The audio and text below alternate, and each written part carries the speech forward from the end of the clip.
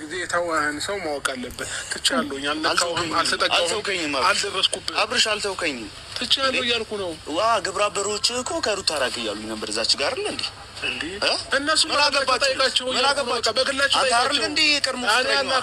የቀድሞ ፍቅረኛው አንተ አይደል ወይ? አንተ አማርኛ ሰው እንዴ? ጭንቅላት አይሰራም? አማርኛ ብዙ ማለት እኮ አሰራው ጭንቅላትህን እየነገርኩ ነው። እኔ ማውቀው ታሪክ የለም እያልኩ ነው። እንዳልከኝ ያማሃል ምን ሆነ? ጸበል ምናምን ትፈል ለምንድን ነው ለምን አልተረጋጋም? ለምን እየተረጋጋ ይኸው ልስና የልጅ አባት ነህ አይደል እንዴ? ትልቅ ሰው ነህ አይደል? ለምን ተረጋግተህ ማውቀው ታሪክ የለም እያልኩ ነው አይደል? ማውቀው ታሪክ የለም አላለቀ በቃ። ለምን አይኔን ግንባር ያርግ? አሁን ይኸውልህ ይቅርታ እንዲጠይቁኝ ያርግ። ካልሆነ ደግሞ የራሴን ውሳኔ ተወው በቃ። የራሴን ውሳኔ የፈለከውን ነገር ወሰን። ሁልጊዜ ወስናለሁ። ሱሪያቸው ላይ እንዲሻኑ ነው ማድረግ በቃ። ተግብረህ ታየው በቃ። እንደዛ አድርገህ ተግብረኸው ልክ ትሰማኛለህ?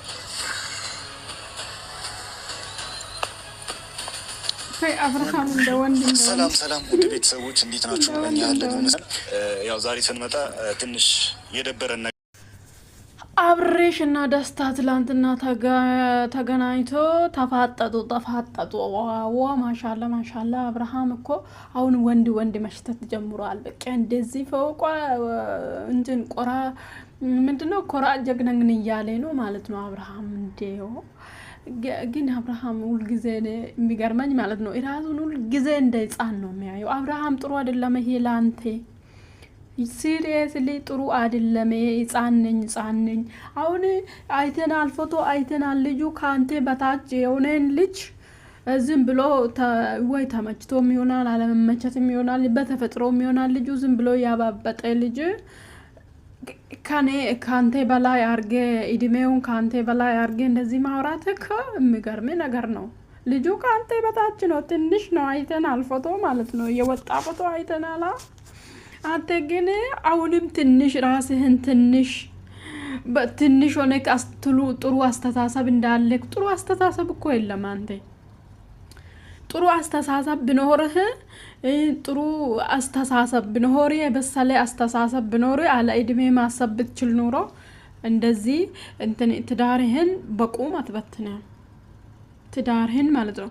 ሲቀጥል ደግሞ አንተ ብዙ ስታወራ በትንሹ ልጁ በንግግሩ እንደ በቁልፍ የሆነ ንግግር እየተናገረክ ነው ልጁ ማለት ነው። ሲቀጥል ደግሞ እነ ፈረንጁ ምናምን ልከታል።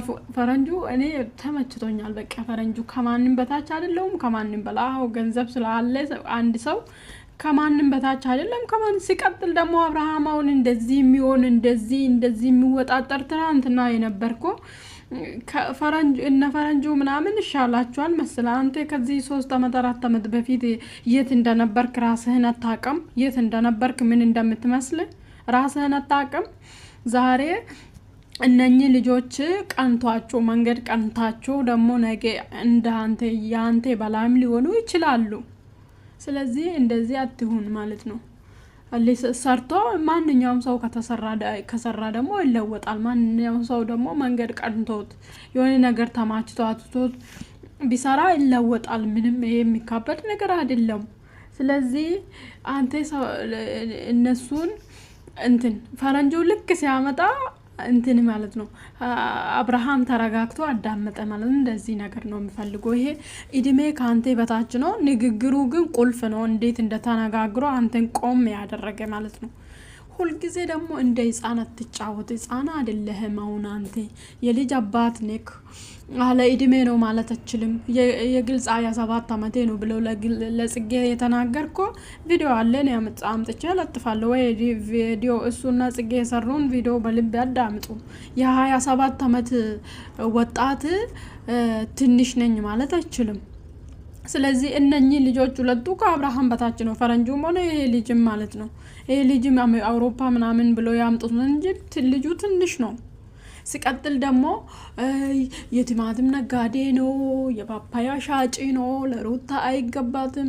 አብርሃምም ትላንትና አመድም ነው የሚመስለው። ችግር የለም ተለውጧል። ይሄም ከሰራ ደግሞ ይለወጣል። አብራ ሰርቶ ብለወጣችሁ ምን ችግር አለ? ዋና ሰው አስተሳሰብ ነው። ይሄ ልጅ ደግሞ ቆንጆ ነው በእውነት ከአብርሃም ቆንጅና ይበልጣል። እውነቴን ነው የምላችሁ። ቁንጅና ከአብርሃም ይበልጣል። ደግሞ ቢስተካከልና ከሩታ ጋር 1 ወር 2 ወር አብሮ ቢኖር ከአብርሃም ንግግሩንም ምኑንም ከአብርሃም የተሻለ ነው ልጁ ማለት ነው። ስላልነቃው ነው ሚዲያ ላይ መጥቶም በደንብ ትሬኒንግ ስላልደረገ ነው እንጂ ንግግር ይችላል ልጁ ማለት ነው። እውነቴን ነው የምላችሁ። ንግግር የሚችል ነው እንደ አብርሃም እንትን አይደለም። በቃ ሆት አይደለም። አብርሃም አሁን ተረጋግቶ ምናምን እንደሚያወራ አይደለም እኮ ድሮ በጣም እሳት ነው።